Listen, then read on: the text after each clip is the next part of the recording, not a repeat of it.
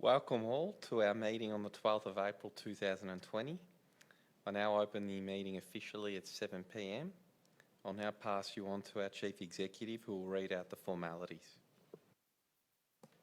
Thank you, Mayor. Welcome all. This is an ordinary meeting of Council. My name is Alison Beckwith and I'm the Chief Executive Officer. Council is currently operating under the directions of the State Government.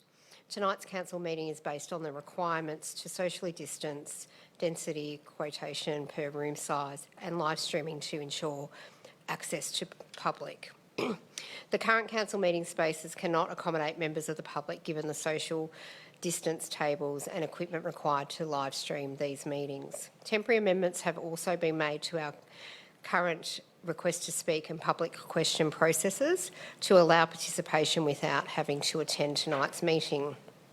Our request to speaks tonight are in the format of pre-recorded videos, pre-recorded audio statements and written statements that will be read out on behalf of the residents. The Council meeting will be live streamed via our website and Facebook pages, and we thank you for tuning in to tonight's meeting and for adapting with us during these changing times. Rules for public participation during the request to speak process include that any public questions submitted to tonight's Council meeting will be printed in the minutes with the answer available in those minutes. Council does not accept questions as part of the request to speak process, and no statement may be derogatory, defamatory or directed to an individual staff member, councillor, member of the public, ratepayer, and a 2-minute time limit temporarily applies to all requests to speak items. The timer will be used and a warning sound will sound at 1.5 minute mark, and officers will sum up for the last 30 seconds if indeed the statement is being read out on a resident's behalf. So now just to introduce you to councillors and staff in attendance to tonight's meeting. In order of seating, to your left, we have Kath Brackett, Director of Community Programs, Scott Walker, Director of City Development, Councillor Mark Di Pasquale, Councillor Elizabeth Neely, Councillor Alida McKern, Councillor Peter Castaldo, the Mayor Rick Garotti, Councillor Fiona Mitsinakos, Deputy Mayor Tom Malikan, Councillor Alison Champion, Councillor Peter Dimarillis, Russell Darling, Acting Director of Assets and City Services, and Mark Giglio, Director of Corporate Services. Also to my left is Gina Burden, Manager of Governance and Communication.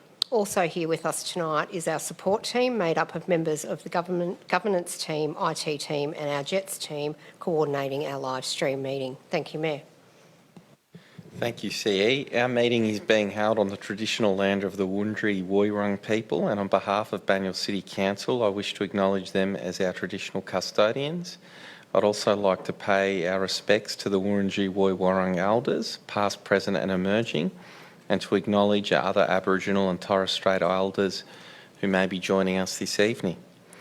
Council is committed to and values our diversity within our community, and I'll read our diversity statement that demonstrates our commitment. Banyule is a diverse community made up of people from different cultures, beliefs, abilities, bodies, ages, sexualities, genders and identities. Council is committed to inclusion, access and equity for everyone.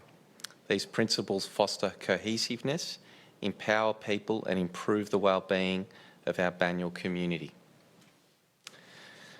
Apologies and leave of absence. Would any councillor like to advise of any leave of absence? No. Now we'll move on to the confirmation of the minutes for the meeting held on the 22nd of March 2021. Can I have a councillor move? Moved Councillor Malikan and seconded Councillor Dimarillis. I'll now put the motion. All those in favour? And those against? I declare the motion carried. Disclosure of interest. Do any councillors have any disclosures of interest to declare? And it will be noted there are no disclosures. We don't have any presentations this evening, and we do not have any urgent business. So the first item of business, therefore, is item 2.1, petition, safe pedestrian access over railway line, Odenwald Road, Eaglemont. We have two speakers, Brett Barclay and Andrew Leslie Blythe. A written statement will now be read by the Director of Community Programs, Kath Brackett, and following this, a pre-recorded video will play. Thank you, Kath.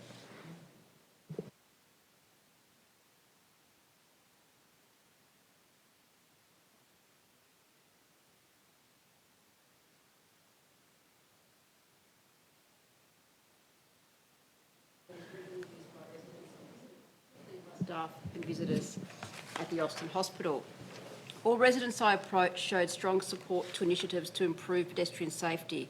Residents commented how dangerous it was to pedestrians, and many commented they feared driving across the bridge due to concerns of narrowly missing out on oncoming traffic and concern that they may injure pedestrians. The following are several residents-specific comments. 1. Ms P. The RAI advised several years ago she had a significant head-on crash that caused distress, and she is overly cautious on using this crossover. Ms C. Robina Avenue advised a neighbour had had a serious crash at the bridge crossover and was so traumatised ceased driving. 3. Mr and Mrs M Castle Street advised that they had concerns over near misses and had approached local MP A Carbines seeking action over safety concerns. 4. Mr A. The Rye, who I witnessed using this dangerous crossover several times with his walking frame and once with his carer. He advised he requires his access to Studley Road, though he has concerns over traffic. It is the only practical route, save walking excessive distance towards Heidelberg or Eaglemont Central to have an alternative route. 5. Mr and Mrs S. Allendale Road, who advised they walk regularly, including with grandchildren across the bridge, and have experienced several near misses. Once they were in the middle of the bridge and two vehicles going in opposite directions met them in the middle of the bridge. They could do nothing but lean back against the bridge with only inches between them and the passing cars, noting that cars are permitted to travel at 50 kilometres or more. 6. I have witnessed several accidents at the bridge, and as a regular walker, see many instances of pedestrians crossing the vehicles, speeding past in alternative directions, i.e. near misses. Also, I have experienced near misses personally. Thank you, Kath. Your time has lapsed. We'll now hear the pre-recorded video.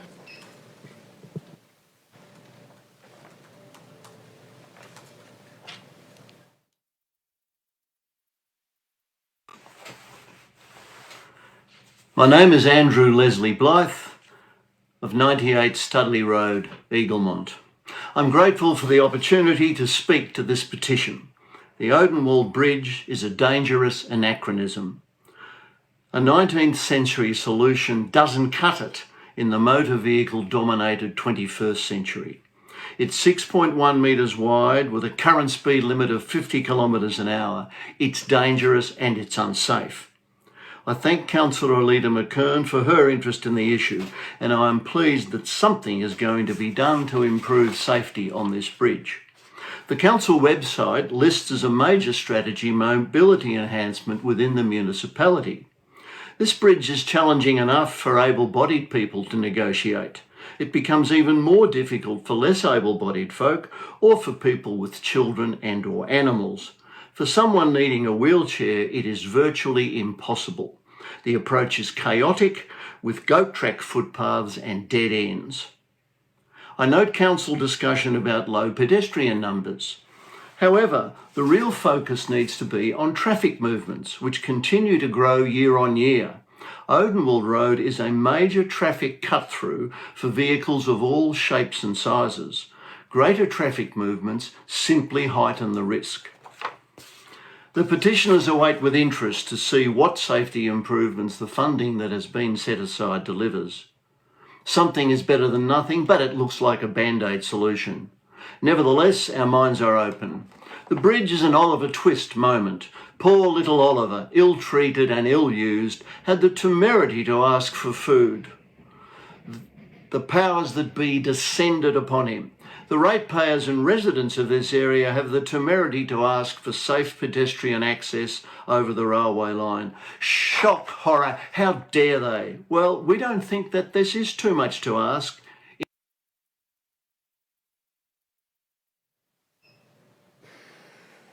Thank you to both speakers for your contributions.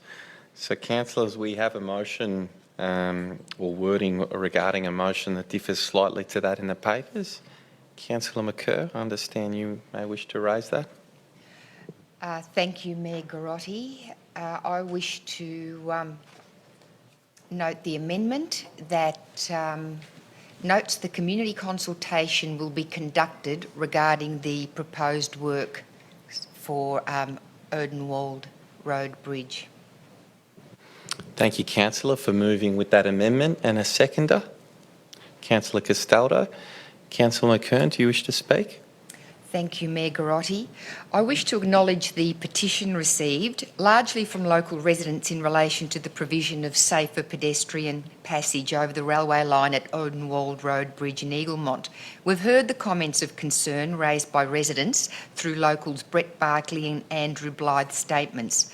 Odenwald, meaning Old World, is an apt name for the bridge, having been built in the 19th century. It currently provides for vehicle access only.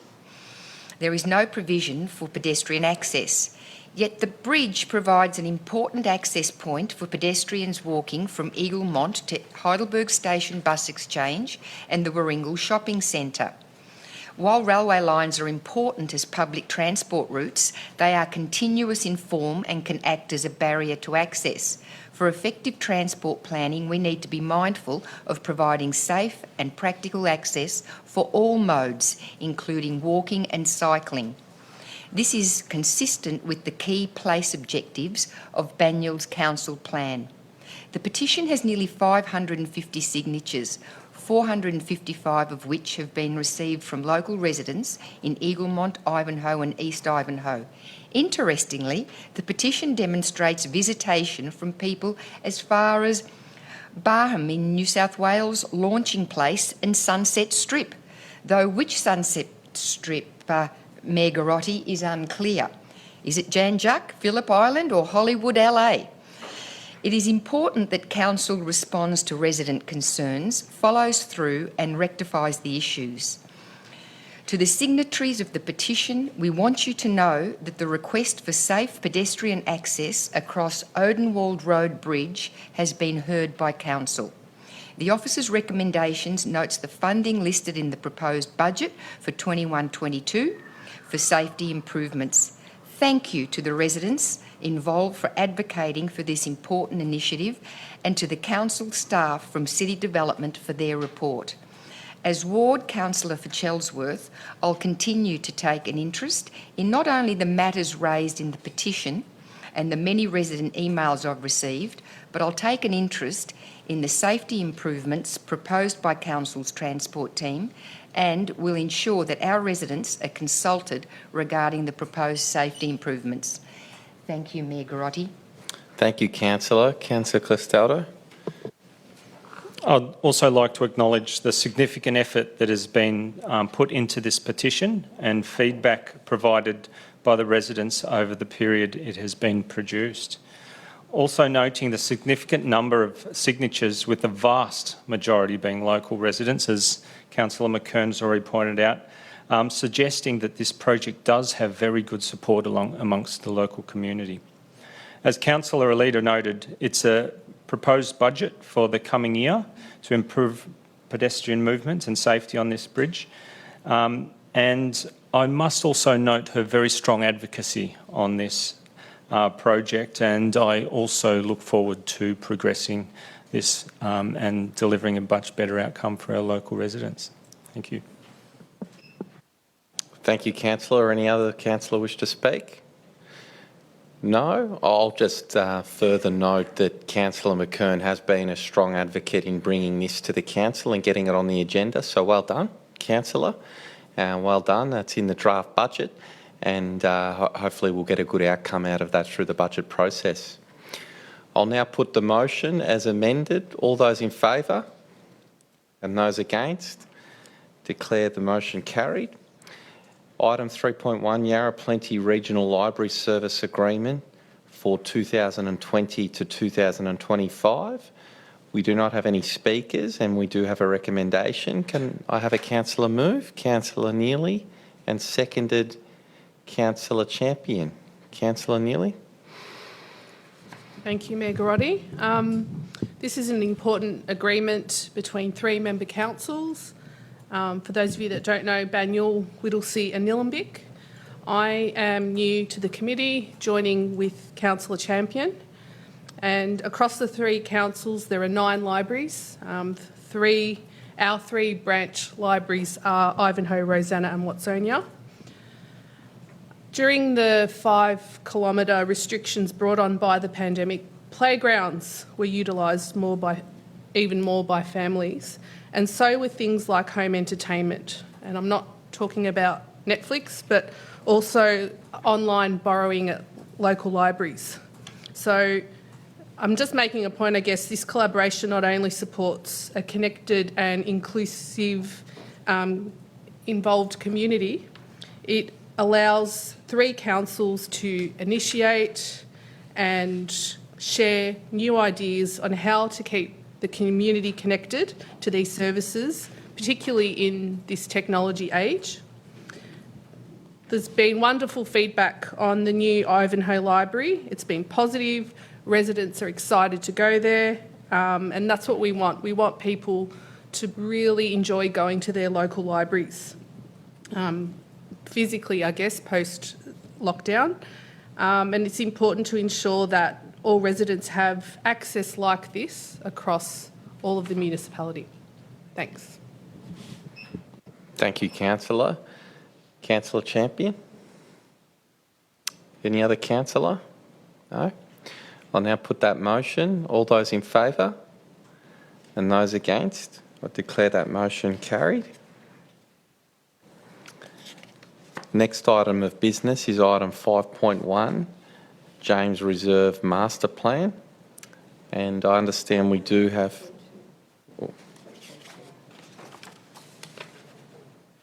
Oh. It's getting a little bit carried away. So item 3.2.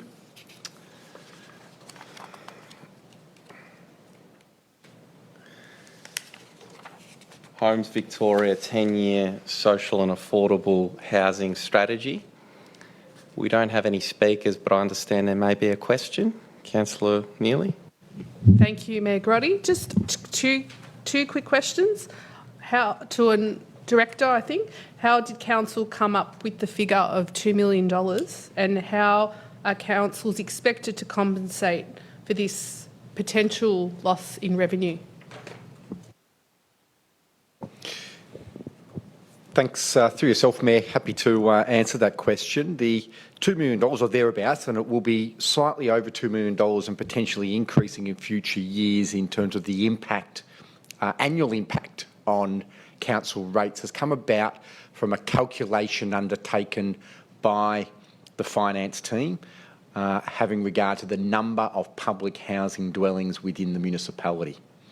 So it's really a calculation based on those number of dwellings and the rates that we currently receive off those dwellings at the moment.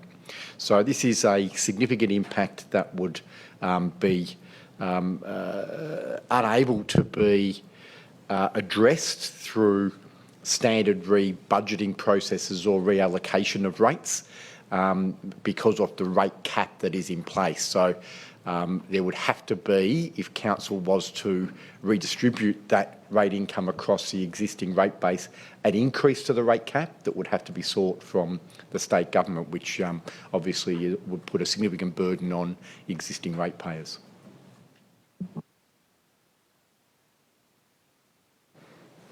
Thank you, Councillor, and thank you, Director. So we have a recommendation on our papers. Can I have a councillor move? Moved Councillor Malikan, seconded Councillor Neely. Councillor Malikan, do you wish to speak? Yes, there's several elements to this. It's actually good that the state government is finally stepping up to the mark because, as we know, Victoria has the lowest number of social houses per capita of any state in Australia, which is a disgrace when you think for a long time government has underinvested in social housing. But the other component about this is that we've asked they should be adhering to the environmental sensitive design guidelines set out by this council. That's probably not going to be the case. Given that these will be social housing, you think that the government would do all they can to make sure not only are they affordable for the people to move in, but they're also comfortable to live in, but also cheap to run. And that's the whole idea of having those guidelines.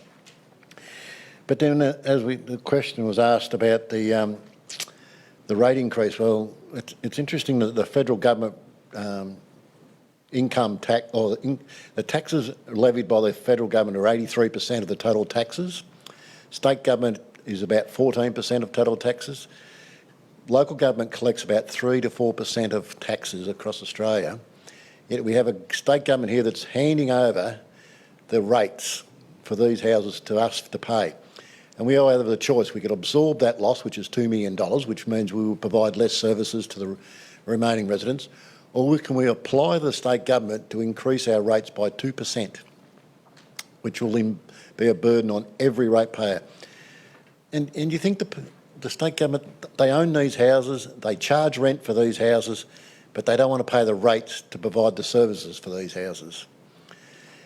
And I think it's a bit of a slap in the face, because it's not going to cost the state government any money. This is something they can just hand over to local government. Here you are. We're not going to pay their rates. Local government will have to cut the services accordingly, or charge our ratepayers. So we'll be the bad guys no matter which way we go with those decisions.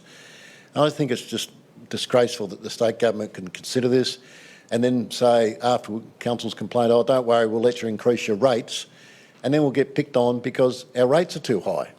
So I think we should make a submission. I would commend the government, because it is about time they stepped up with this big build. And given the massive increase in house prices, you think the demand is just going to skyrocket. So they should have stepped up a long time ago. 12,000 new homes is good. They need 48,000. But to then not pay rates, I think, is disgraceful and will be a massive burden on this council. Thank you, Councillor. Does any other councillor wish to speak? I might just note that, look, this is a strategy that's out for consultation from the government, and there are a number of details to be considered. I know that there is a distinction between public housing and social housing, and I do wonder if the rates exemption that's being considered just applies to the social housing component, as opposed to the public, much larger public housing component that applies in the city of Banyule. I would have thought true social housing that's owned by the community sector is a very small proportion of the total public and social housing stock in Banyule. So certainly as we go through the process, I'll be interested in unpicking that through our offices and through discussions with state representatives, including Anthony Carbines and Colin Brooks. But if on the face of it, it appears that public housing and social housing would be exempt from the payment of rates, then this does present significant challenges for the council. And so it's appropriate then that we do advocate fiercely and strongly, and which we will. So with that, I'll put the motion to the council. All those in favour? And those against? I declare the motion carried. Item 5.1, James Reserve Master Plan. We have wording that differs slightly from the recommendation in the papers. I have a council move that and highlight the amendment. Councillor McKern. Thank you, Mayor Garotti. I wish to amend the recommendation to include item number 4, to investigate as part of the delivery of the master plan whether the cricket pitch can be relocated to minimise user conflict with the multi-use court. Thank you, Councillor. Do we have a seconder? Councillor De Morales. Councillor McKern, do you wish to speak? Thank you, Mayor Garotti. I'm really excited for the residents of Olympia Ward for the proposed design improvements that James Reserve will be receiving. It has been a long time coming, and what I observe about this plan is that it caters for a much wider range of user groups than currently. So that says a lot for a sound consultation process. James Reserve, even though it's not in my ward, it was my family's local park because we lived in Heidelberg Heights and we used the park regularly. During this time, we observed the cricket nets being used a lot and cricket being played informally on the ground. So my interest with the master plan in terms of the amendment was that cricket be given due consideration and that there not be a conflict between potential basketball and netball users and cricket users. While I have requested this amendment, overall I believe the master plan for James Reserve is well considered. All compliments to our council staff for delivering this largely outstanding plan. Thank you, Mayor. Thank you, Councillor. Councillor De Morales. Thank you, Mayor. As the leader mentioned, it's an excellent plan that's going forward as a master plan for Heidelberg Heights. Much needed, and it is going to bring a lot of new services and allow a lot of different community groups to use it. There's been a lot of consultation from officers regarding this with the community, and amendments have been taken, and it's great to see that other councillors also want to make sure that some things aren't missed, and that's one of the best things about these sort of things where councillors can all give their opinions. So outside of that, it's going to be a great service for the community once it is completed. So looking forward to it for the local community in Heidelberg Heights. Thank you, Mayor. Thank you, Councillor. Does any other councillor wish to? Councillor Castaldo. I'd just like to acknowledge that all parts of Banyule should have great facilities, and I think this master plan presents a great improvement to the park from where it is today, which is far from inviting on a number of fronts. This is a much needed upgrade and will continue to draw more of the residents in, and I must acknowledge that there were some very enthusiastic participants to this consultation, and I encourage people to participate in the best interest of delivering good consultation that delivers an outcome that is what the residents really do want. So I think officers have identified that perhaps a few too many submissions came from a couple of people, but that's an interesting observation that is in this report. But I think the outcome that is recommended and it will deliver a great outcome, and I look forward to seeing this park progress. Thank you, Councillor. Any other councillor wish to speak? No? We put that motion forward. All those in favour? And those against? I declare that motion carried. Item 5.2, Heidelberg Structure Plan, Key Directions. There are no speakers, but for the record I will note that Michelle Jarvis and Coral Tudbull did attempt to put in a submission but missed the cut-off date, and those submissions have been circulated to the councillors. We have a recommendation on our papers. Can I have a councillor move? Councillor Castaldo. And a seconder, Councillor De Morales. Councillor Castaldo, do you wish to speak? I'd just like to acknowledge the two people, that Coral and Michelle, are both very significant contributors all the way through major developments in Heidelberg, and I've got their papers as well. Now, this is Banyule's most important city centre, in my view. That may be contested, but I think that's the truth. This is a fast-growing activity centre, and it's of strategic importance across Victoria. So it's of the utmost importance that this piece of work continues and has significant contributions by our community. There's a couple of elements in there that I'll just draw attention to briefly. It's around the built form review. Now, we had a good win in VCAT defending an inappropriate tall, skinny building, and it's really important that as a council we've got strong documentation to be able to put forward to developers what we do want and be able to defend that in VCAT. So I'm really excited to see how we progress in this area. Another important element is the livability score. Now, both of these parts will be part of the consultation, and there'll be further detail on shaping Banyule as this consultation begins. So I'd encourage you to have a good look at the documents that start to come out.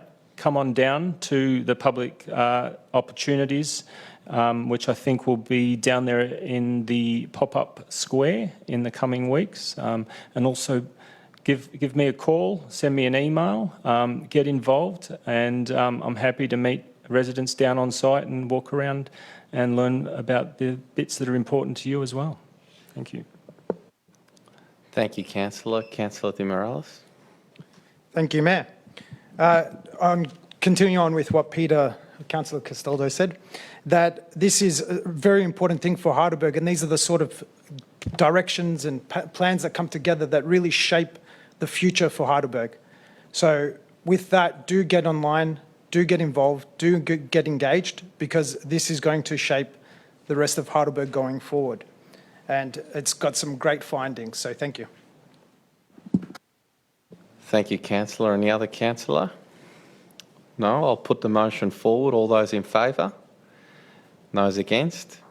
Declare the motion carried. Item 5.3, Road Management Plan. We don't have any speakers, and we have a recommendation before us. Can I have a councillor move? Councillor moved Councillor Neely and seconded Councillor Malacan. Councillor Neely, do you wish to speak? Thank you, Mayor Garotti.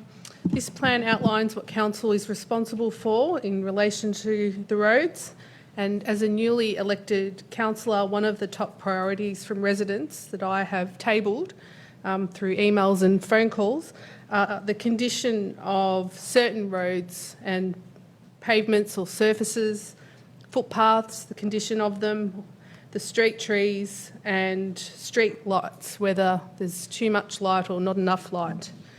Council has the responsibility to maintain its municipal roads so that they're safe, and this plan investigates the level of service provided by Banyule, which was good to read that it's pretty good, the response time's pretty good, and I think it's within a couple of weeks, so we need to maintain this as a priority.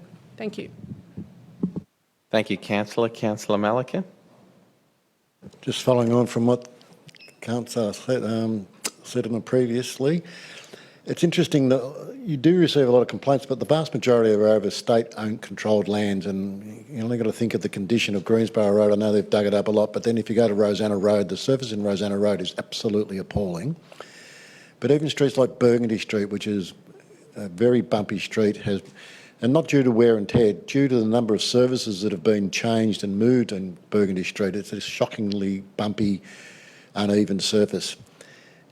And then you look at how quickly council responds and acts, and I think it's a very hot first class when you, even compared to other councils. But then if you look at the quality and the response that we receive from other government departments about state-owned land, and it's incredibly disappointing. And I know this council's been trying to organise a meeting with Vic Roads for a long period of time, and they will not meet with us, because I think the main reason for that is that their service, their commitment, they're following their own policies has just not been there. So this is a good report, shows that council's taking on their responsibilities, but I wish to see government departments, and particularly Vic Roads, would step up to the mark and fulfil their requirements and their own policies. Thank you, Councillor. Does any other councillor wish to comment? No? I'll now put that motion forward. All those in favour? And those against, I declare that motion carried. Item 5.4, Rosanna Library and Turnham Avenue redevelopment. We have 5 speakers this evening: Alicia Waters, Christina Campisi, Vittorio Moppi, Corelli Ann Leans, and Alicia Curry. Pre-recorded audio recordings will now play.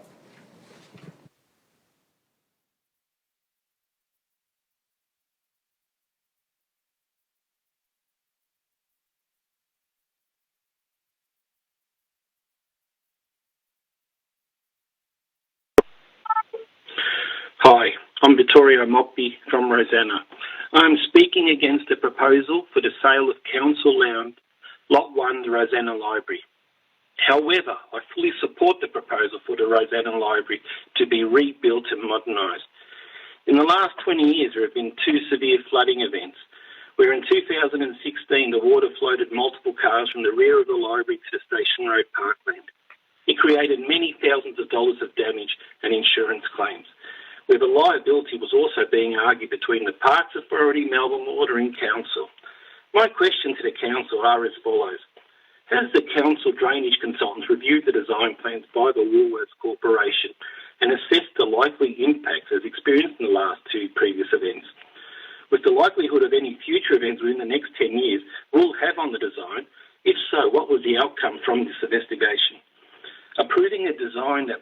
Second question is approving a design that may not be mitigated for residents within the Woolworths zone, where the chances are that it will happen again within 10 years.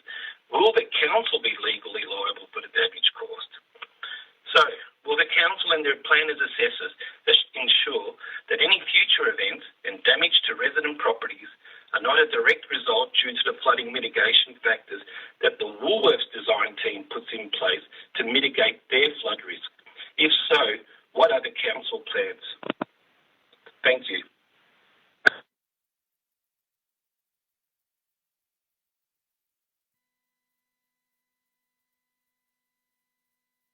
As a Rosanna resident, I'm excited at the prospect of having a modern, extensive library that will offer members of Rosanna Village increased and broader access to both books and technology.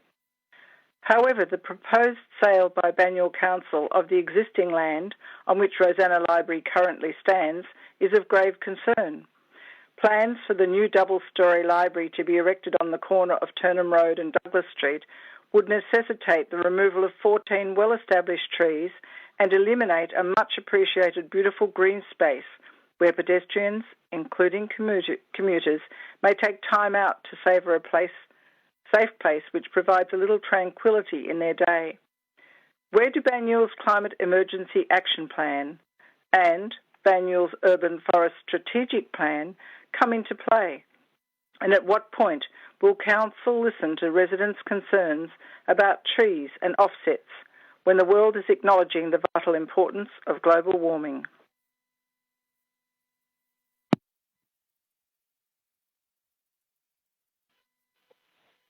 Councillors, I'm speaking against the partnership with Woolworths.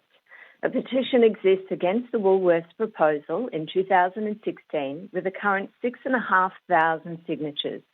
You do not need a further petition to advise you of the residents' views. We do not support council selling public land to a duopoly business to the detriment of the local amenity and loss of trees. Woolworths and council partnered in 2017 at a large expense to prove the viability of the current Woolworths plans in VCAT, with council using a number of questionable tactics. The 2017 sale of council-owned land was dependent on the planning permit being granted, but the sale was agreed without the public's knowledge. Council cannot guarantee this new plan won't be the last planning amendment. I have sent councillors a realistic library evaluation summary to replace the one presented on page 73 of the attachments.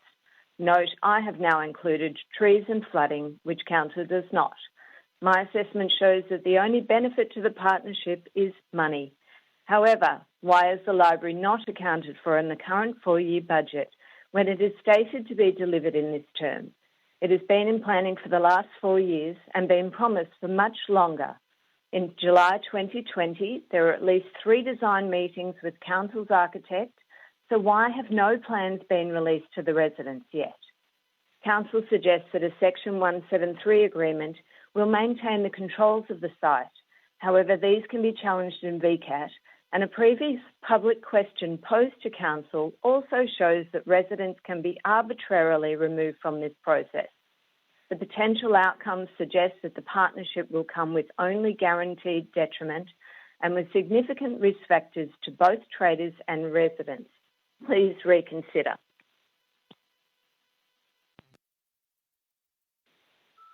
I'm Alicia Waters. I'm a resident of Rosanna who lives very close to the library and active member and volunteer of the Heidelberg Theatre Company. I am for the redevelopment of the library and hope it's just as wonderful as the new Ivanhoe Library, but it seems to come with a hook, a very large and dubious hook. Why are we selling council land to Woolworths to facilitate this redevelopment? The Woolworths VCAT application said the site was viable as it stood. Woolworths purchased the land with the full knowledge that Banyule City Council owned the land either side of that middle block. Given I have grown up in Rosanna, I know how problematic stormwater and traffic is around this site. Turnham Avenue is a narrow street. I'm extremely concerned by this proposal for the following reasons. 1, council loses control of site elements. What is to stop Woolworths building multiple shops and changing the dynamics of Rosanna Village, strategically moving the village centre from the west to the east of the railway line? This can only be considered as part of the partnership and not the planning. 2, nothing to stop Woolworths subdividing, building a chemist or butchers, or subdividing and selling for profit. The planning scheme makes no allowance for council to ensure the build of what Woolworths Avenue have planned. 3, it looks as though the library will have access across to the commercial building. I am personally concerned there could be a liquor store shop near the library. 4, council has no obligation to make single businesses viable, particularly when that business is new to the area. However, it does have responsibility to maintain a commercial precinct as viable. It is understood money has been earmarked for the budget for this upgrade, but somehow there is a confidential agreement to sell essentially the land to Woolworths. No budget has been disclosed, nor comprehensive plan shown. It is incumbent upon the newly elected councillors and town planners to provide open and transparent public discussions for the people who own the land in public consultation prior to making decisions.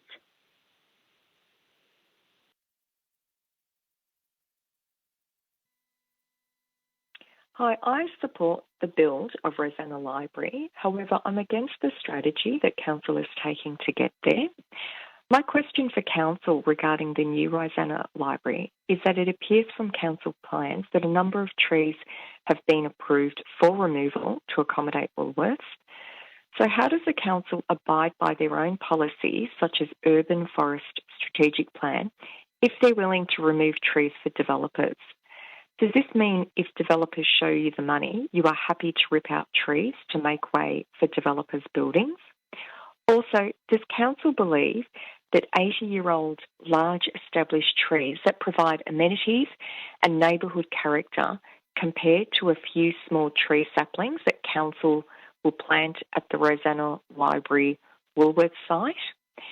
And lastly, since Woolworths already has a permit that allows them to destroy many significant trees on their site, public trees bordering the library and street trees, does this mean the destruction of every significant tree becomes just about how much Council is willing to sell it for? I suspect the problem lies in the fact that there is always a developer willing to pay this price.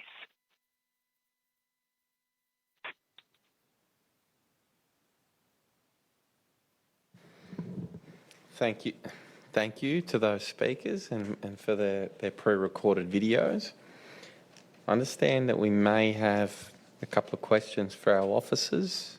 Councillor Neely. Thank you, Mayor Garotti.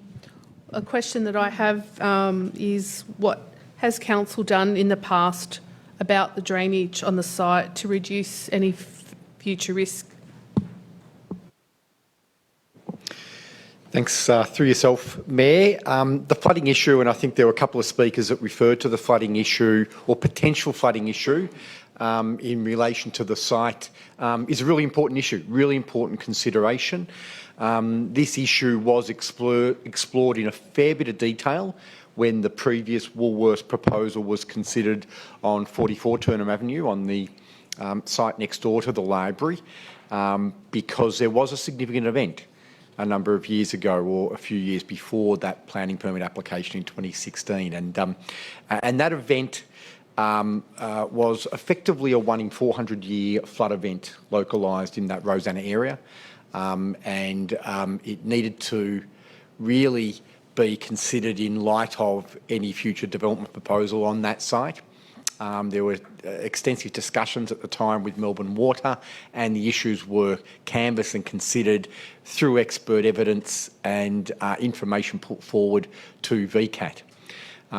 Those issues can be addressed and were addressed in the design of the Woolworths at the time.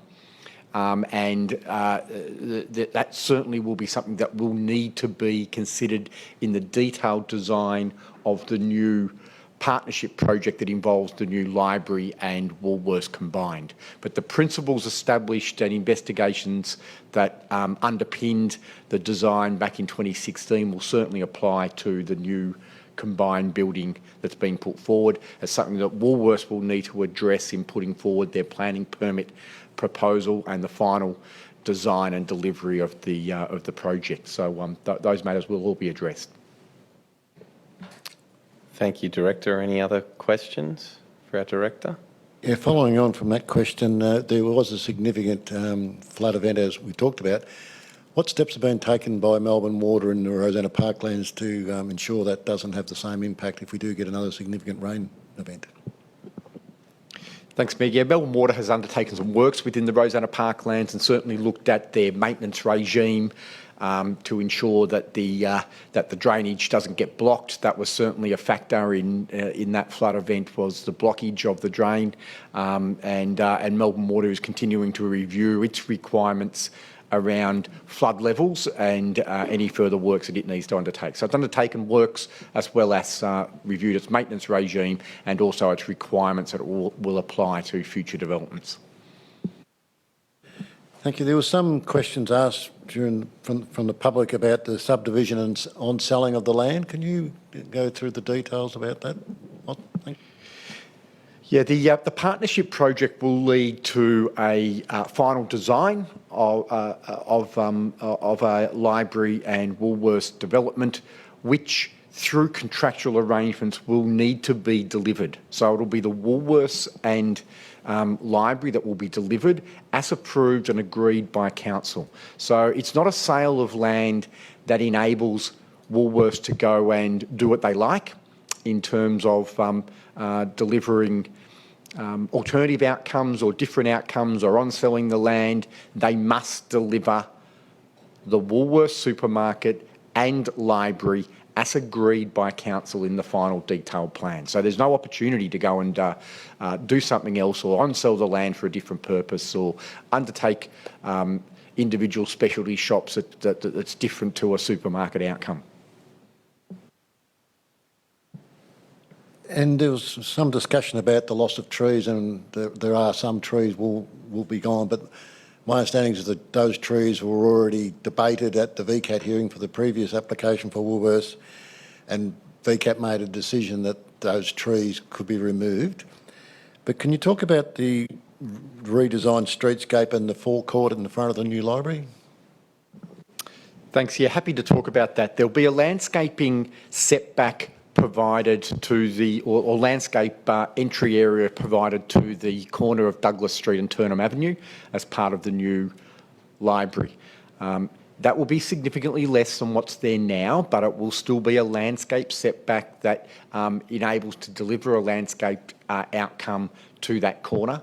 The principles then of how Turnham Avenue is upgraded will also be followed through and applied, and there's plenty of opportunities and lots of opportunities to include additional new planting within Turnham Avenue as part of the streetscape plan that will be delivered. There'll be consultation undertaken on that streetscape plan, and there can be some adjustments made, and it's going to be a careful balance between car parking within Turnham Avenue and new curb outstand areas and areas of new high canopy tree planting within the street. So it's getting that balance right, and that's something that will be open to further discussions with stakeholders within Turnham Avenue and those that have an interest in the future landscape outcome in Turnham Avenue. And there was mentions about the dollars there. Can you give us an estimate on the cost savings and also the time period for the actual build and the efficiencies we'll achieve there? This is a significant factor. The ability to undertake this project as a partnership gives significant economies of scale in terms of the building delivery. It enables council to realise some value in the land or part of the land that the library currently sits on. It enables Woolworths to deliver components of this project in cost sense from a building infrastructure, car parking and other work sense that council will not have to pay for because of that partnership arrangement. And what that enables and means is that the cost savings for council will be significant. It means that it's $8 to $10 million more, or potentially much more, that council will be able to save by doing the partnership arrangement rather than a standalone. So we expect those cost savings to be significant and is a key driver, but not the only driver for entering into a partnership project. There are many other benefits that come in terms of the delivery of a exciting project to the Rosanna community.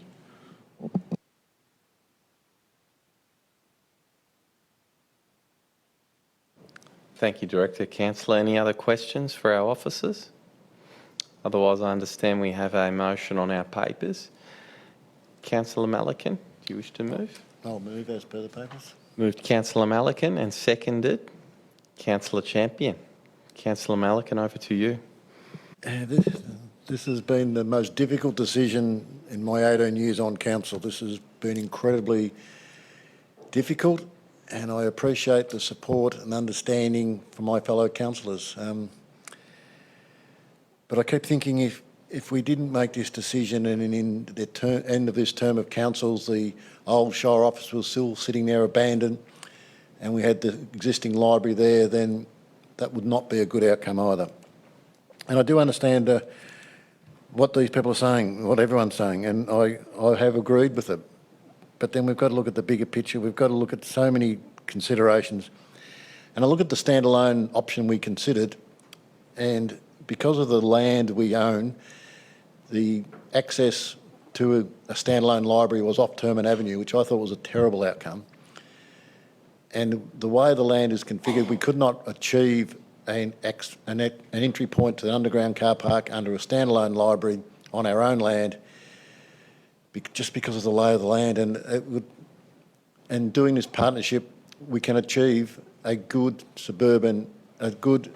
streetscape for the full length of Terman Avenue, which we couldn't in the standalone version. So there were so many things to consider. But tonight we're not agreeing to this. Tonight we are releasing the fact that we've entered into an agreement that will pursue this and will start the public consultation process. And I know people don't like Woolworths. The fact that Woolworths own 40% of the poker machines in Australia and the significant damage that they do to many communities. But the other side is that Woolworths command 32% of the grocery sales in Australia. So 1/3 of people shop at Woolworths. And they're a significant player in many superannuation funds. So they are a significant company that Australians are happy to shop at. So, I don't know, we can criticise big businesses, but we all shop there. But then, as COVID showed us, the importance of libraries has grown. And the old library is 508 square metres. This library will be 1,300 square metres. It is a significant lift. It's a modern, contemporary library. And will it help the shopping precinct? Well, I think it will. There may be difference of views. Can I have an extra minute, please, Mr Mayor? Thank you. But during construction, we'll employ local jobs, but then there'll be ongoing local jobs in the supermarket. And it will attract people into the area. The library will attract people, the supermarket will attract people, and that will overflow into the other precincts. But this is also providing a major upgrade to the Heidelberg Theatre Company and significant support to the Traders Association. And the traders have taken a bit of a beating in Rosanna for the last few years, and I'm sorry for that. But I believe this will actually revive the activity centre. I believe that it will bring activity into the activity centre, and once it's built, people will understand why this council went down this path, and I think it'll be a real bonus for Rosanna. And as a Rosanna resident, I'm actually looking forward to it because I'm sick of going to Heidelberg to do my shopping. I want to do my shopping locally, and so do many people. It is a major change. I just hope as a council we've made the right decision, and I know we have all agonised over this, and I sincerely hope it is the correct decision. Thank you, Councillor. Councillor, does our seconder wish to speak? For Councillor Champion? No? Councillor McKern. Thank you, Mayor Garotti. While there is a non-binding heads of agreement with Woolies regarding the proposed development, what Council is voting for tonight, as Councillor Melican said, is the community consultation process for this project, which is consistent with Council's community engagement plan. As part of the community consultation process, I believe it's important to reinforce that there is an opportunity for Woolworths to pay due design regard to the civic quality of this section of Turnham Avenue. Rosanna Library, Heidelberg Theatre Company, Rosanna Station, the numerous existing public spaces and well-treed streetscapes, these are all civic facilities. Civic facilities are important as they help define a community's identity and promote community interaction, which is a cornerstone of a civil society. As such, there should be a much better effort at inclusion of meaningful urban design solutions that integrate a continuation of public spaces with canopy trees in the section of Turnham Avenue affected by the Woolworths proposal. I think that the development proposal should consider siting and design in sympathy with the civic qualities of Turnham Avenue as a leafy, people-dominated space. A leafy public square as a forecourt to the frontage of the proposed development would help to integrate it with its civic neighbours. 30 more seconds, please, Mr Mayor. Promote objectives of the Banyuls Neighbourhood Character Strategy, provide an attractive people-orientated space and provide for large canopy tree planting. These are objectives consistent with the directions of the Banyul Council Plan and would do well to be considered during the community consultation process. Thank you, Mr Mayor. Thank you very much for that, Councillor. Does any other Councillor Di Pasquale? Thank you, Mayor. Good evening. This is the first time I'm speaking tonight, so good evening, everybody out there. Yeah, just like to mention, Councillor Melican, you mentioned, is this the right decision? I think it is the absolutely right decision. On behalf of the community, if you look across our community, we have the Ivanhoe Library and Cultural Hub just being completed. It's an absolutely amazing facility for our residents to use. We have the Watsonia Library, which has been updated not too long ago, Mayor. And we also have the Town Square, which is being planned now, so that would be somewhere located around the library. And then now we are talking about going to consultation for the Rosanna Library. If we ask 100 residents, do we need a new library at Rosanna, I think 99% of them would say yes. So this is an opportunity to deliver that library. And as we go to community consultation, I think it's very important that the community understand that we are in a position that we can deliver the third of our libraries at a very inexpensive cost compared to what it could cost, Mayor. Now, Councillor Melican, I remember we spent some time on the Yarra Plenty Regional Library Board together. We were talking about numbers and figures of how much libraries cost. We were looking at Whittlesea. They're in a bit of a predicament. They want a new library out at Mernda further north, and they're talking in the $25 to $35 million mark, Mayor. So this is huge money with regards to libraries. And we see as an example our Ivanhoe Library and Cultural Hub, how much it did cost this municipality. Now, we can deliver this for not much money compared to what these libraries are worth, and our debt, Mayor, is at record lows, and we can keep it there if we wanted to. Now, this is very important, and I urge the community just to have a think about that as this community consultation goes forward. Thank you, Mayor. Thank you very much for that, Councillor. Councillor Neely. Thank you, Mayor Garotti.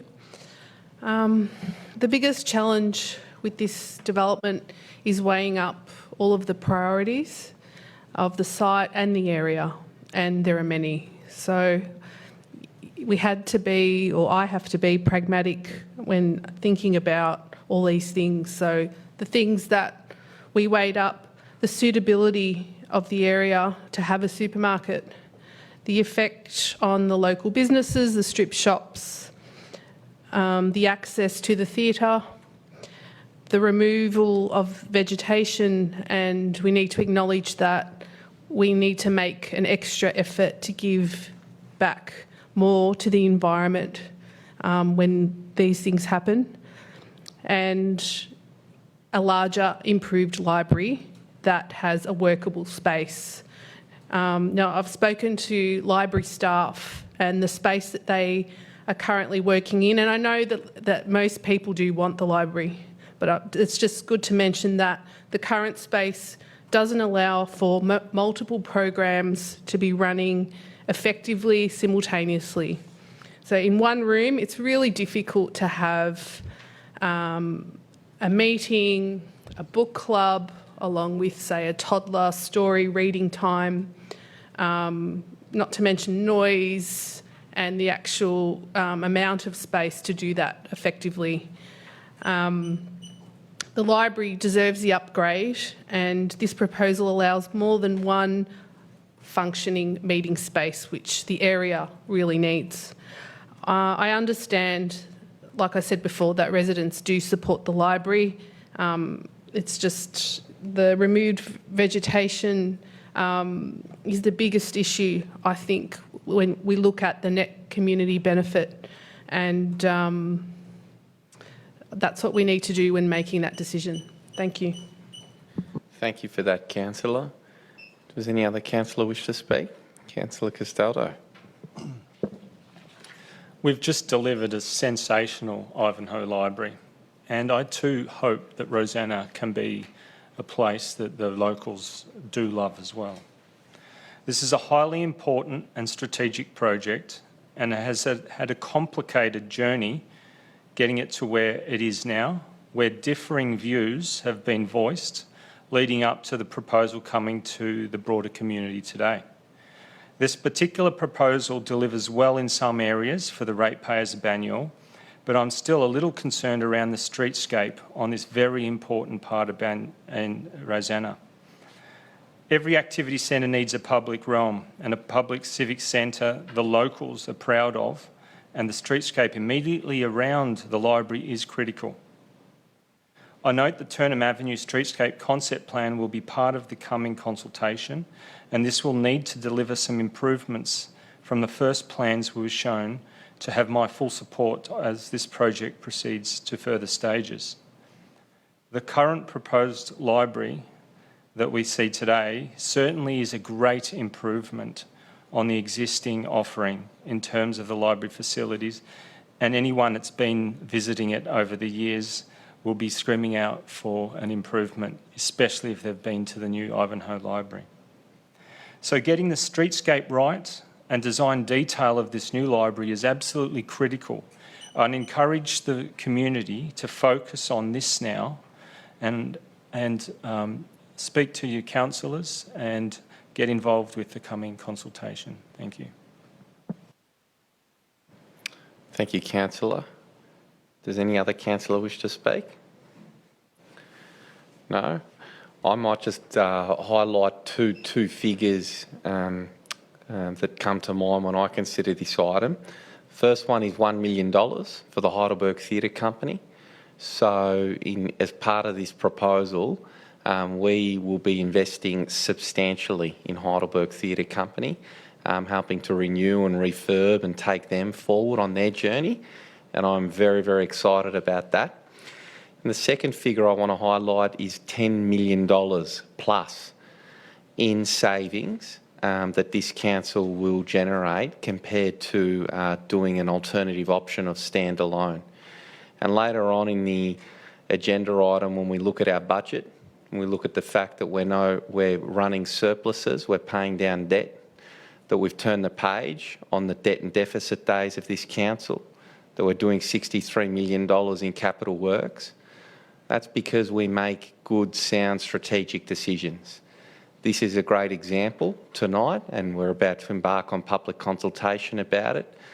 Earlier this year, we signed off on Belfield, community hub, combination of social housing, private housing and community development.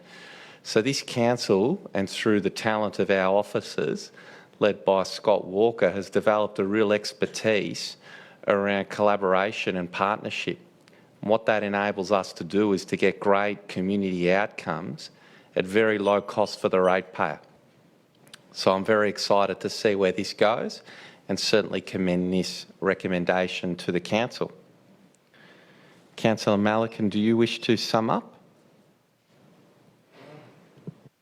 Yeah, I'd like to thank the officers. I know we've put enormous pressure on them through this process, and I'd also like to thank my fellow councillors for the due care and consideration they paid to every aspect of this decision.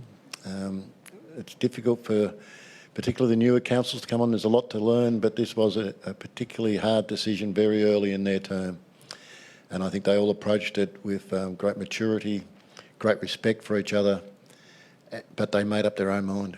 And I think that was a sensational outcome of this, that they weren't influenced unduly by other people. They made up their own mind. And I think that goes well for this council for all future decisions. So I'd like to thank him for that. As I said, it has been an incredibly difficult process, and it's taken a bit of a toll on some people.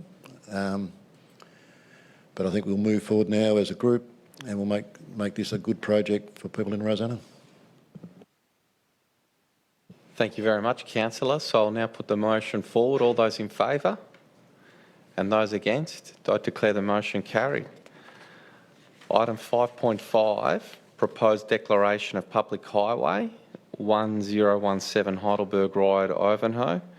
We don't have any speakers and we have a recommendation on our papers. May I have a councillor move? Councillor McKern moved, and seconder, Councillor Fiona Mitsinakos. Councillor McKern, do you wish to speak?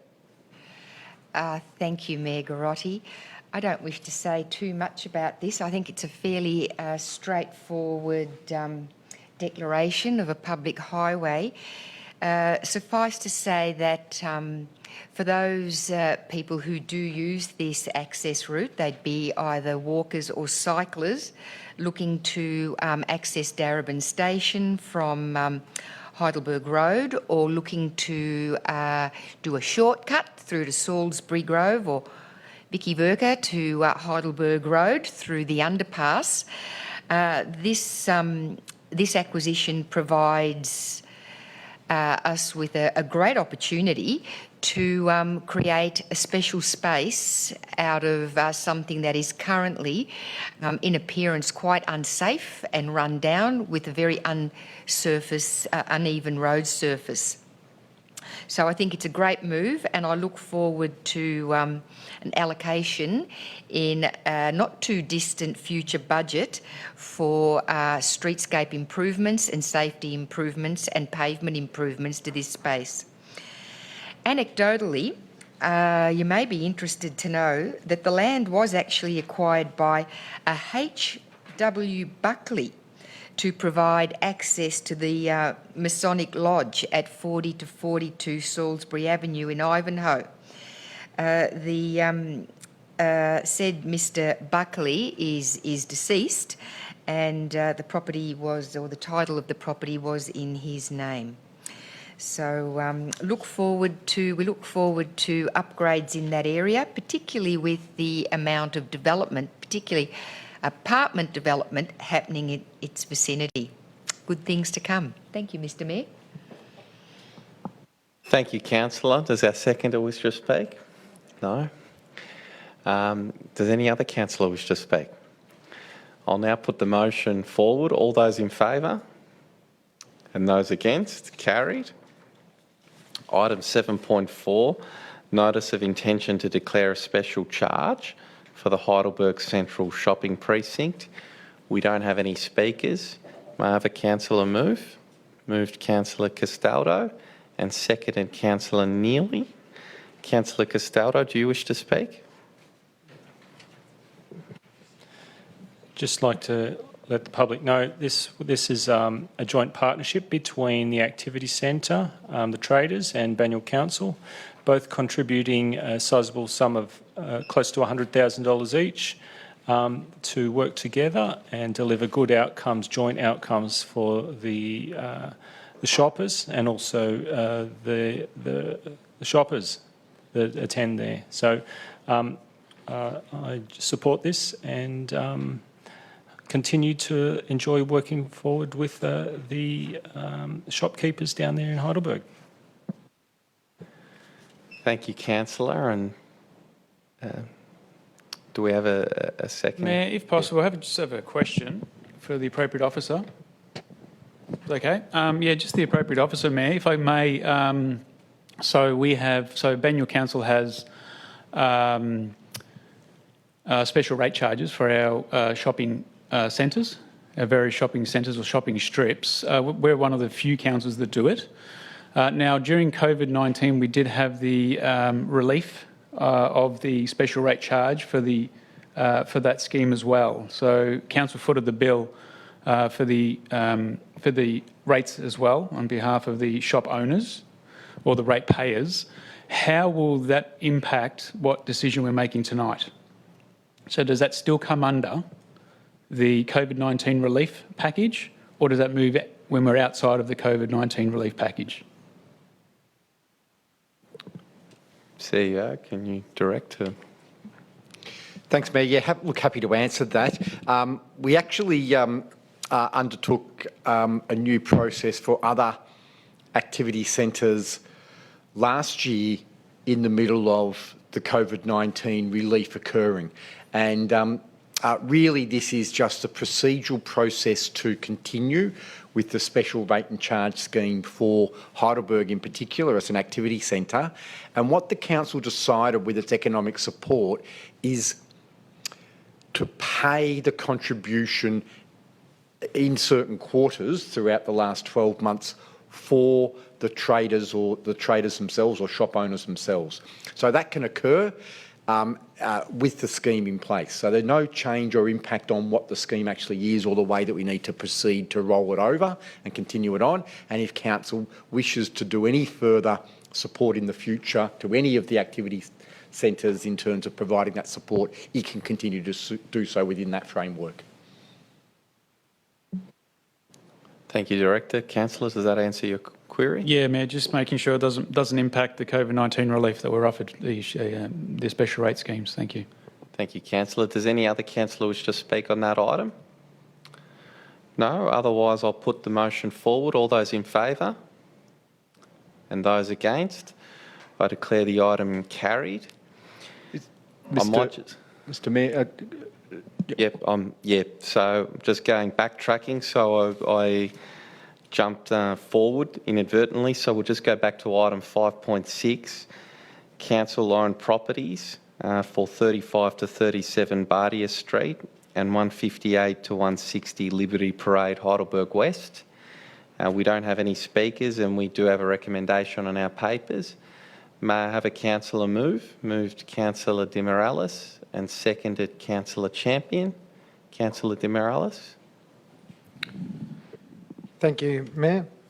This is a continuation of the property that we already own there in Belbardia site, just next door. And it's great to see that it's getting used for community use and continuing to get used for community use for another 12 months. And I know that OAE do some great services down there using those buildings. So it's good to see us actually using our property that we own for community services. And thank you. Thank you, Councillor. And does our seconder wish to speak? No? Does any other councillor wish to speak on the item? I'll put the motion forward. All those in favour? And those against? I declare the motion carried. Now back on track with the agenda. Item 5.8, Warringal Hospital redevelopment, P1220/2010-210-216 Burgundy Street and 81 to 83 Darabin Street, Heidelberg. We have two speakers, Robert John Boffey and Anastasia Kontos Paniatotis. Written statements will be read by our Director of Corporate Services, Mark Gillio, followed by our Director of Community Programs, Kath Brackett. And for the record as well, I note that a submission was provided by Michelle Jarvis to councillors. Over to you, Director Gillio. Thank you. And reading out the statement on behalf of Robert John Boffey. These comments refer to the paragraph beginning with the sentence, "The City of Heidelberg Bowling Club also objects." On page 107 of the attachment 1, item 5.8 under the heading Assessment of Design Response, Advertised Plans, subsection Overshadowing. I believe the assessment of the club's overshadowing concerns is both inaccurate and misleading, as it relies on estimated shadow diagrams whose veracity is untested. The central point of the submission was that the shadow diagrams, whose reference point was the September equinox at 3 p.m, do not accurately represent the extent of the overshadowing that will occur from the taller version of the existing building. Photographs I submitted show clearly that around 3 p.m. on March 10, almost the autumn equinox, the overshadowing caused by the existing building is already greater than the taller building's estimated overshadowing at the corresponding spring equinox, as shown in diagram number TP35B. The club submissions outline the increased adverse impacts that further overshadowing would cause. To contend that a taller building will not exacerbate this situation or adversely affect amenity of the locality is untrue and illogical. Nowhere in the submission was it suggested, as has been alleged, that the winter shadow impact should be the test for measuring overshadowing impacts. The concern is an increase in overshadowing year-round. The assessment's dismissive treatment of the club's concerns show little regard for maintaining the integrity and amenity of the green at one of the City of Heidelberg's prominent historic recreation and social gathering facilities. As such, the club is dismayed that its submission did not receive a more balanced, objective and realistic consideration. Thank you, Director. Director Kath Brackett. I'm reading a submission on behalf of Anastasia Kontos Paniatotis on behalf of the Owners Corporation. We object to the proposed development planning permit P1219-2020 by Warringal Private Hospital owned by Ramsay's Health for 6 major reasons. In stage 1 of the plan, the original tower was approved as a 6-level tower, with plans for more levels rejected. How is it possible that Ramsay's now applies to add another 3 levels to an existing tower, when more levels were rejected in the first planning process? The new tower stage 2, which is proposed, includes a 5-level basement car park and 12 levels of consulting suites, wards, etc. This 17-level tower is in the middle of a block and has no access to a main road. The 5-level underground car park has to be accessed from Burgundy Street through underground tunnels under several buildings. The question to Council is it legal to approve a 17-level hospital building to be built in Heidelberg that has no access to a main road? Yes or no? This building would pose a major fire risk to patients, staff and neighbouring residents. In our view, this tower presents a major flaw in the design of this hospital redevelopment and poses a significant and serious fire risk. There is a Stage 3 proposal in this planning application for the new emergency department at Warringal Private Hospital, at the entrance of Warringal Hospital, on the slip road, Barclay Place, parallel to Burgundy Street, directly opposite the emergency department of one of the major public hospitals, Austin Health. There is no room for safe ambulance entry and exit on Barclay Place or even via Burgundy Street. There is an internationally renowned public emergency department that services the unique and diverse communities of the city of Banyule, which is inclusive, that is not only for the privileged who can afford private health cover, who will be the only people who could afford to use a private emergency department. The development proposed by WPH for Darabin Street, next door to our homes and clinics, would make our life intolerable. Thank you, Director. Councillors, we have a recommendation before us, but I understand that there is an additional Part B, and that may be put forward as part of the recommendation. Councillor Castaldo, would you like to take us through that? An additional Part B to the documents provided that says the Council requests Ramsay Health Care consider any further opportunities to improve the ESD outcome, given the significance of the project to deliver long-term environmental outcomes, environmental outcomes. Thank you, councillors. That's moved in the name of Councillor Castaldo. And do we have a seconder? I'll second. Councillor Castaldo, do you wish to speak? I'd just like to note that this is one of the largest projects Banyule is likely to see in the foreseeable future, or for some time. And it is a significant healthcare offering that the wider community will benefit from. Not everyone, since it's a private provider, but I know many members, people in our community and members of my family that have to regularly attend hospitals across Melbourne for specialist services, and I'd much prefer to stay local. This development contributes 18,000 square metres of new hospital floor space and 2,000 square metres of medical centre. This building is significant and will have notable impact on the surrounding areas and become the new highest building in the medical precinct on the north side of Burgundy Street. It will present significantly to the local community and broader area, and will become a new significant feature of the area. I was a little surprised to note that only 8 objections for this project have been received, given the size of the project. But given the timely manner of this application and the importance that people place on healthcare, I also recognise that it may have worked in the Ramsay Health's favour as well. So I'd also like to recognise that there was a number of trees that will be removed from this site. Some of them of significant value. There will be an additional number of trees planted around the site and on Martin Street that will try and soften the significant buildings of this precinct, and they are very important, and I will continue to work with officers to look at how we can do that as best possible, given that council is in control of some significant land around this precinct. I'd also like to speak to the amendment I put forward this evening. Well, Ramsay Health have provided an ESD of 53 out of 100 environmental sustainable design.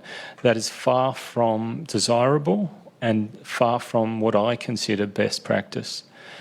While I'm not going to put in a condition here for a permit, I think it's very important that they consider delivering not just great healthcare for people, but also consider the health and well-being of the environment as well, given the significance of this building. So on that, I am comfortable in supporting this. While I don't think it's perfect, I think it does deliver some very important services to our community. Thank you. Thank you, councillor. I don't wish to speak. Does any other councillor wish to speak? No? I'll now put forward the motion as amended. All those in favour? And those against? Declare the motion carried. Item 7.1, proposed budget 2021-2025 for public exhibition. We do not have any speakers, and we do have a recommendation in our papers. May I have a councillor move? Moved Councillor Malikan, and a seconder? Councillor Di Pasquale. Councillor Malikan, do you wish to speak? I will say a few things. It's interesting, we get lots of comments from the residents, but this is probably the most important item of the night, given the significant input we have into it and the impact it does have on our residents. But very pleased to move this tonight. I think it's a very good budget for this time. It's given the COVID impact we've suffered and the many issues we face. I think it's a very even, well-balanced budget which addresses the needs of our community, and our community needs are massive at this time. Like, we really do need to support many very vulnerable members, and the inclusive employment program is particularly needed at this time. But also our actions on climate change, I think we're really leading the way there. And I think it's a very responsible budget that addresses many of the desires from our community. But the things that were impacting us prior to COVID are still impacting. The North East Link is still having a significant impact on us. The loss of many of our sporting grounds. We've done very well, I think, to get some of those replaced by the state government, but it will still have an impact on our facilities. The pressure from our residents is just enormous, and people are very stressed, and some people haven't responded well, and I can understand that. But I think this is a responsible budget that provides the needs for our community, maintains or reduces our debt level, but it keeps the important programs that we're so keen to facilitate. The street tree planting is something of significance. But I think if you look at this budget in totality, given the time and the challenges we face, it's a very responsible budget that does provide some employment, local employment. It improves our facilities, but it supports the most vulnerable in our community. And I still say it, that I think our response and our assistance program through the COVID crisis was the best of any council in Victoria, and I still stand by that. So I think this is a very well considered budget. I think it's a budget a new council has supported, and again, I'd say that incredibly difficult coming onto council and trying to get your head around all the complexities and the budget. But I think all our councillors, all our new councillors have taken that responsibility and all had their input into this process. So I think it's, and the fact that we've all supported this going out in its current form, and I'm looking forward to the response. And I was actually speaking to some people on Friday night who were planning a submission to our budget asking us to spend more. So happy to put this out for public consultation. Looking forward to the response from our residents, and I think it's a responsible budget. Thank you, Councillor. Councillor De Pasquale. Thank you, Mayor. Yes, would like to take the opportunity to say a couple of things. This is a very important item tonight, Councillor Malikan. It's probably, well, have a look at the next agenda item. That might be more important for our residents as well. That's the rating strategy, Mayor, just in case anyone's thinking about what's coming next. Mayor, I did want to just mention that with regards to the budget, moving through the next 4 years, it's been great to work with my fellow councillors, especially the new councillors, coming up with the budget. It's been really good. It's been a great process. I remember the days of old, Mayor, where we were sitting up to all hours of the night talking about the budget. Those times have changed. And not only that, if we come off our last budget as well, or coming off our current budget, which we're sitting in at the moment, to be able to deliver that in a high 90% range through COVID and everything like that, Mayor, I think that's a huge achievement of this council.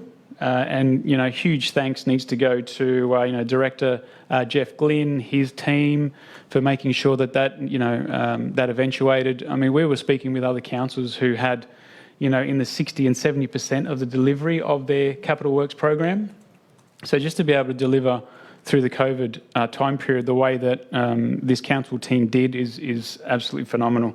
Also, a bit of a pat on the back to our Director of Finance too, Mark Giglio, as well, for making sure that him and his team give us the right information to make this budget as easy as it possibly can be. So now we vote on putting this out to community consultation, and we look forward to hearing what comes back. Thank you, Mayor. Thank you, Councillor. Does any other councillor wish to speak? I might just make a couple of very brief comments. was just reflecting on the fact that this is the 10th budget that I'll be involved in handing down for the council, which just goes to show you how quickly time goes by. But yeah, this is the 10th budget for me. And I couldn't help but reflect on this budget compared to the budget that was delivered 10 years ago. That was a deficit budget. So back then, this council was in the era of debt and deficit. This is a surplus budget, $12.5 million surplus.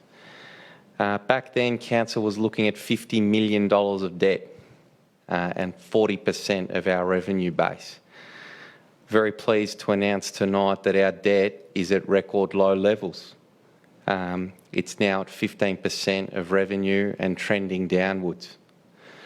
Looking at the capital works expenditure. So 10 years ago, we had a recurrent capital works budget of about $15 million. And that had to do everything from roads and footpaths, drains, all the standard business of capital asset renewal, as well as all the growth assets, pavilions, community centres, sport and rec. Contrast that to the budget we're handing down today, $63 million plus in capital investment. Climate change.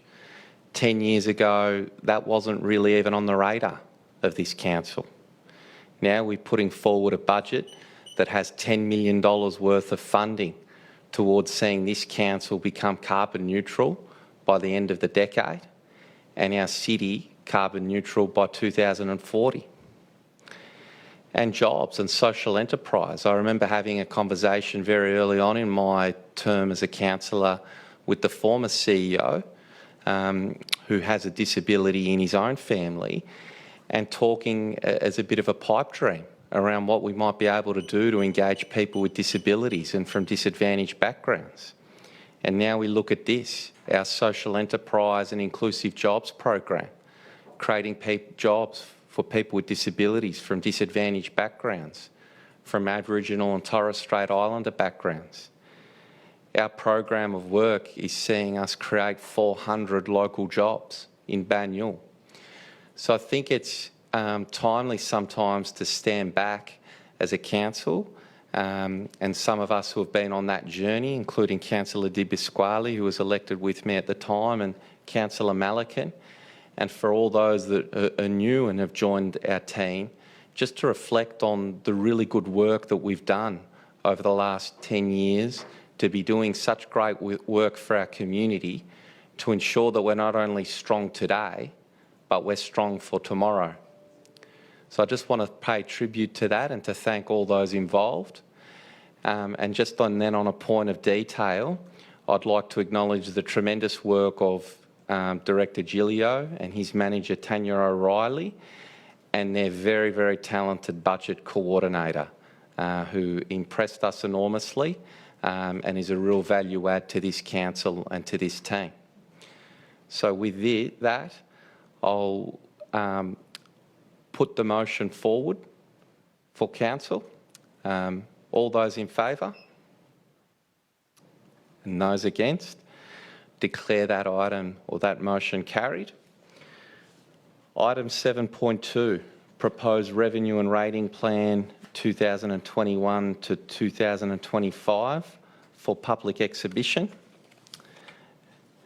We have a recommendation on our papers, and I note that we don't have any speakers. May I have a councillor move?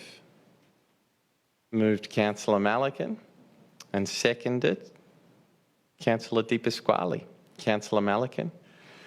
Yeah, another significant document. And the interesting thing here, when we talk about the waste charge, and that, as the document says, the majority of councils do have a waste charge, and to enable them to lift that waste charge high in excess of the cap that the government puts on the rates.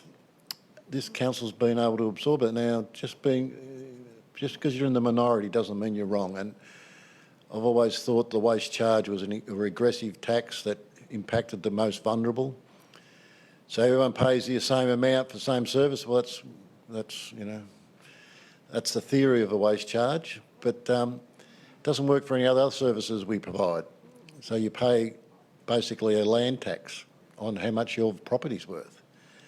And that's the way rates have been levied forever and a day.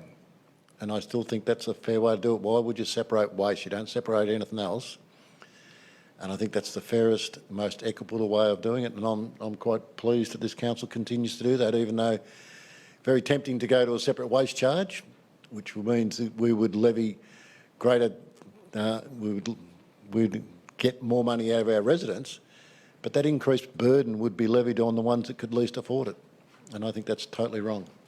But also, if you look at our fees and charges and the fact that we've maintained very, very low increases in our user charges, below inflation. This year, I think we had a zero rise for all our user charges. And our statutory fees, we've kept them to the, well, you were forced to keep them to the recommendations, but we've done incredibly well, I think, to keep our fees and charges down as low as we have, and it's a credit to this council we continue to do that. So I'm happy to put this out for public consultation, and it's interesting we have, these are the two most important documents that affect the long-term future of this council, and I'd like to think it's because we do such a great job, but I don't think that's the case. I think it would be good to get more people's interest and interest in this and input into this. So I'd encourage people to make submissions, because it'd be interesting to hear what other people's views are. So thank you for the officers for their support with these documents. They do all the hard work. We sit here and make decisions, but they do all the hard work in the background, so I'd like to thank them as well. But happy to support this for going out for public consultation.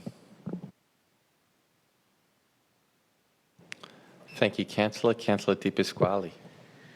Yes, Mayor, thank you. Just a couple of comments. Look, Mayor, it's a bit of the rate issue, or what percentage the rate may rise any given year.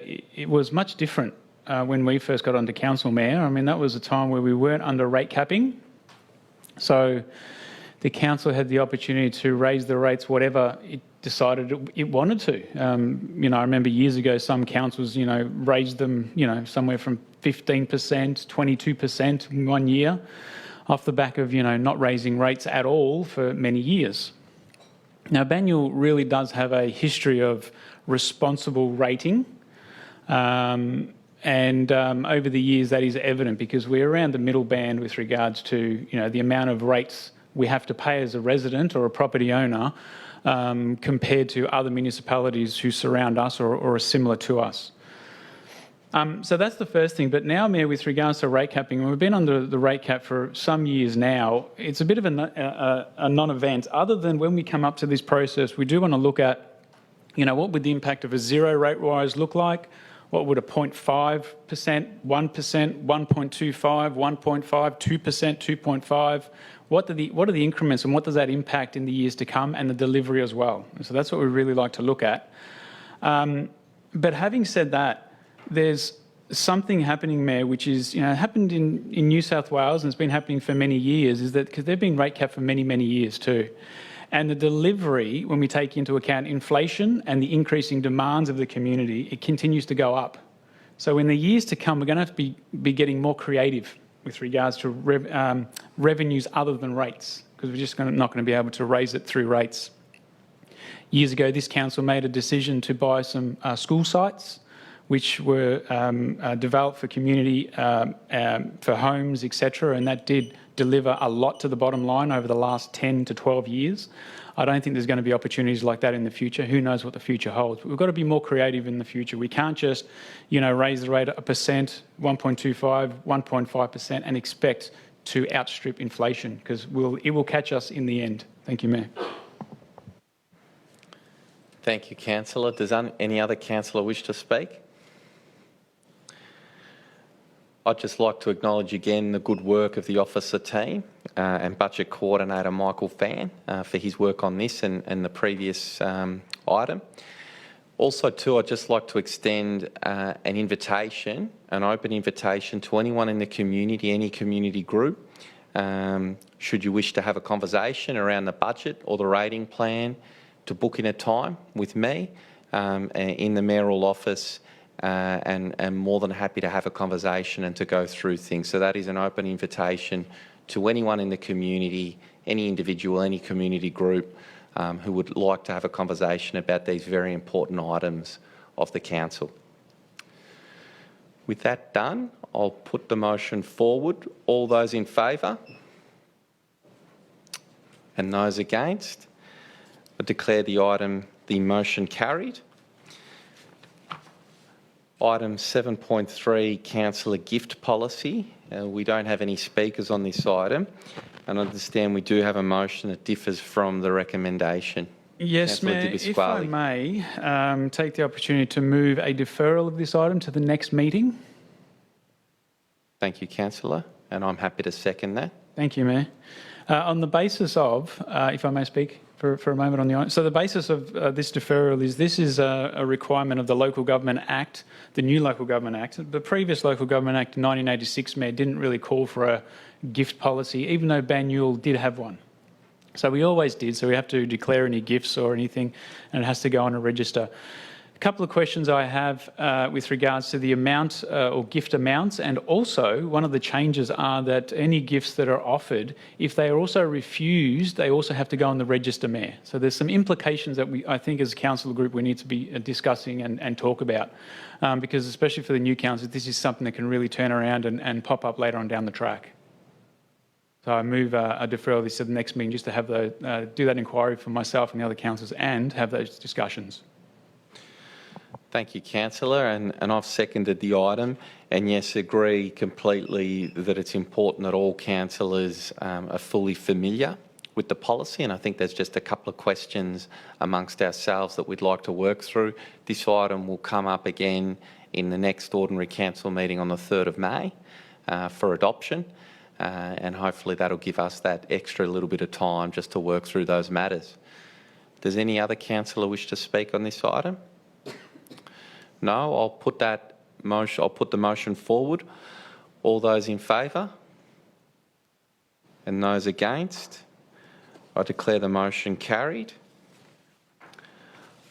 Item 7.4, setting of the mayoral and councillor allowances for the 2020 to 2024 term.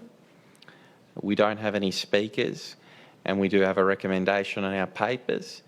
May I have a councillor move? Moved Councillor Malikan. I'm happy to second. Councillor Malikan, do you wish to speak? Yeah, I'll speak on this item. If you look at the amounts and you compare it to the time, the complexity, the pressure that is applied, the fact that many councillors actually give up paid employment so they can fulfil their duties correctly, the impact on your family life. Your weekends are no longer your own. There's so many functions we attend during the weekends. And to suggest that a councillor doesn't earn $31,444 a year is just ridiculous when you look at the amount of reading we're required to do, the community consultations we perform. It is an incredibly difficult role to fulfil, but it's a very rewarding role. But I don't think people should be out of pocket for fulfilling that role. But the other side of the coin is that we actually want to attract younger, more diverse people onto our council. I think if we weren't paid an allowance, the only people would be older, retired people, which would not be good for this council. So we need to make sure that people are compensated for their times and their efforts, that they are not financially worse off for being on council. But I don't think you can ever pay people enough for what they give up from their family life, and the fact that people sometimes you consider to be your friends, and for some or whatever reason they might disagree with decisions, and they take a different view of you, and that is quite confronting and quite difficult to deal with.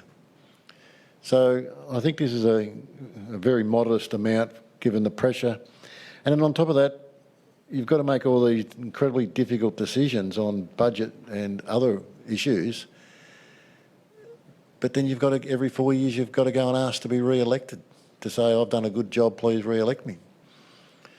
So I think when you look at the size of our budget and the complexity of our budget and the issues we face, I think this is quite a modest amount of money. But I think I don't think any councillors do it for the money. there's so much more we receive. But I think we do need to reward people and encourage more people to join us. And I think if we can manage those things, we'll be better off. Thank you, Councillor. I don't wish to speak. I agree with the comments completely. Councillor De Pasquale. I don't know, Mayor. Councillor Malikan is looking for a younger, more diverse council. I look around, it's pretty young. No, we have a great mix, Mayor, with regards to our councillor group. We have moved from 7 councillors to 9 this term. That's been a bit of a dynamic change, but we've worked really, really well. And with regards to remuneration as well, if we look at the size of council organisation with regards to asset base and responsibility too, if this council was floated on the stock exchange, the Australian Stock Exchange, Mayor, it would be one of the top 500 companies in Australia. That's the asset base that it actually has. So to have, at the helm these, colleagues of mine working through things like the budget, social enterprise, making sure everyone in the community is taken care of, and all my councillor colleagues are available 24 hours a day, 7 days a week on email or phone as well. So we're fully accessible. And I just can't congratulate the new councillors as well, how well they've done in the first 100 plus days, how much work they've put in, how much effort they've put in. I think if we were to wind back the clock and ask them how much work do you think you're going to do when you're a councillor, I think they're doing more work than what I think that they were going to do before they got onto council. So I just wanted to make those comments. Thank you, Mayor. Thank you, Councillor. Well said. Does any other councillor wish to speak? No? I'll put that motion forward. All those in favour? And those against? Declare that motion carried. Item 7.5 for the award of contract number 1105-2021 for the construction of Darebin Creek Trail upgrade, stages 2, 3 and 5. We don't have any speakers on this item and looking for a mover of the recommendation. Moved Councillor De Morales and a seconder. Seconded Councillor Neely. Councillor De Morales? No? Councillor Neely? Any other councillors? I'll put that motion forward. All those in favour? And those against? Declare that carried. Item 7.6, record of councillor meetings. We have one speaker, Mr. Roger Marcus Fife, and a written statement will be now read by our Director of Community Programs, Kath Brackett. Council considered a report on the Waterdale Road Pocket Park at its 29th of the 3rd 21st briefing. I write now regarding a liquor licence application proceeding for Shop 1, 154 Upper Heidelberg Road, Ivanhoe, including service to the adjacent northern footpath, independent of council land use changes proposed for an adjacent section of public road. I previously sought assurances that the Banyule planning application P1662021 for the restaurant would be considered as part of the Waterdale Road Ivanhoe Park Pocket Parks community consultation, which will run until 5th of the 5th, 2021. Now, a liquor licence application notice is placed on the door of the restaurant, but not legible from a street. On closer inspection, I saw that it was liquor licence application number 69442801L1 or IQ to be displayed from the 5th of the 4th, 2021 to the 3rd of the 5th, 2021. Particularly disturbing is that P1662021 by the applicant to council has not been determined. No decision will be taken before the 9th of the 4th, 2021. Will council clearly state for the public record that all but 3 elements, P1662021, the liquor licence application and the community pocket park consultation will not proceed independently, as liquor consumption on the adjacent footpath conflicts with the quiet enjoyment of the park should it proceed? Thank you, Director. We have a recommendation on our papers. May I have a mover? Moved Councillor De Pasquale. Excuse me, Mr Mayor, would it be appropriate that an officer make a comment on some of those questions raised by the Speaker? Should you wish, Councillor. Would Director like to make some comments? Thank you. Thanks to yourself, Mayor. Don't ask me to speak. I could keep speaking for a while. So, happy to make a couple of comments. The situation is we've got a completed development on the corner of Waterdale Road and Upper Heidelberg Road, and that development facilitates or enables a restaurant within the building. That restaurant has sought a planning permit for a liquor licence to enable outdoor dining as part of the restaurant proposal. Quite an appropriate and reasonable thing in Upper Heidelberg Road in that environment. The complication is that there is a pocket park proposed on that section of Waterdale Road, and that pocket park is undertaking public consultation at the moment throughout the next couple of months or throughout this year, and will ultimately be delivered as a new park. But those things can coexist. So it is possible to consider the liquor licence application for the outdoor dining component associated with the restaurant, and that then can be amended, changed or packed away and reconsidered once the pocket park is delivered. So to suggest that these things can't be dealt with or considered at the moment, whilst there is consultation on the pocket park, isn't quite correct. They can be. They just have to be amended and changed and altered as things change down the track. But we will work through each of those processes independently and make sure that they talk to each other and work with each other. Thank you, Director. I can't recall if we... I'm struggling this evening. Have we had a mover for that item? Move, Mayor. Moved Councillor De Pasquale and seconded Councillor Champion. Does anyone wish to speak on the item? Well, as the mover, I'm a bit confused, Mayor, why we're talking about liquor licences and pocket parks when this is a report to be received about councillor meetings. So, yeah, well, I'll move recommendations of paper that the report of councillor meetings or the councillor meetings report be received. So move, Mayor. Thank you, Councillor. Seconded, no comment. Any other comments? No, I'll put the motion forward. All those in favour? And those against? Declare the motion carried. We don't have any documents to be sealed this evening, nor any notices of motion. General business. I'm aware of one item from Councillor Alida McKerr. Did you want to raise that item, Councillor? Thank you, Mayor Garotti. On Saturday, Mayor Garotti, Councillor Melican and myself were pleased to attend Alphabet Soup Heidelberg Trans and Gender Diversity Day of Visibility event at Sycamore Cafe in Heidelberg. It was a welcoming and well-attended event, with highlights including a terrific spread of food, thanks for which must go to David and his crew at Sycamore Cafe, and heartfelt poetry by Nikki. Mayor Garotti's speech was well received, as well as expressing Council's solidarity with trans and gender diverse people. It revealed that recently Banyule topped the Equality Index for LGBTIQ+ inclusion for Victorian councils. This is a terrific achievement awarded by Victorian Pride Lobby, and one that Council is very proud of. Thank you to all concerned, Council staff, Alphabet Soup Heidelberg and Sycamore Cafe for organising this special event.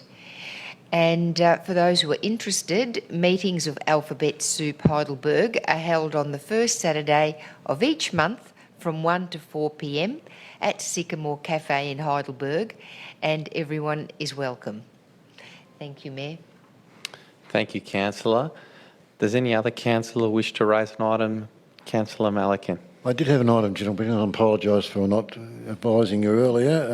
I'd just like to comment on the efforts of Nuri from General Chicken and Gelati shop in McLeod. He on Saturday initiated the inaugural General Chicken and Gelati Co Community Cup play between North Heidelberg Football Club and McLeod Football Club. Unfortunately, I had the honour of presenting it to North Heidelberg at the end of the game, unfortunately. I was much prefer to award it to McLeod, but Newry did a great job on Saturday. He had entertainment for the kids. He sponsors several clubs. He does a huge amount within the McLeod shops to encourage activity. Has lots of giveaways all the time. He's a tremendous person in the shopping precinct and does so much to help the other traders. But he's just a real pleasure to have around and an absolute asset to the McLeod community, and I'd really like to thank him for his efforts, not only on Saturday but all the time, and he's a great person to have in our community. Thank you, Councillor. Any other items of general business? No. Public questions, just wish to advise that we have received 7 public questions. These questions will be included in the minutes of this meeting, which will be available on our website later this week.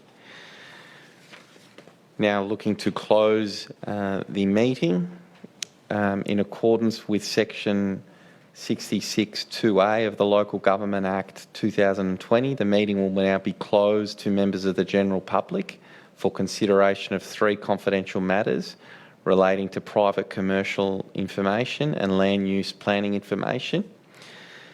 Can I please have a councillor move and second for council to close the meeting to members of the general public prior to considering confidential items 11.1, 11.2 and 11.3? Move Councillor Champion, seconded Councillor Neely. Put the motion forward. All those in favour? Those against? That is carried. Our next ordinary meeting of council will be held on Monday the 3rd of May 2021. And I now adjourn the public element of the meeting for 5 minutes and close it at 8:56 p.m. Thank you everyone at home for your attendance this evening.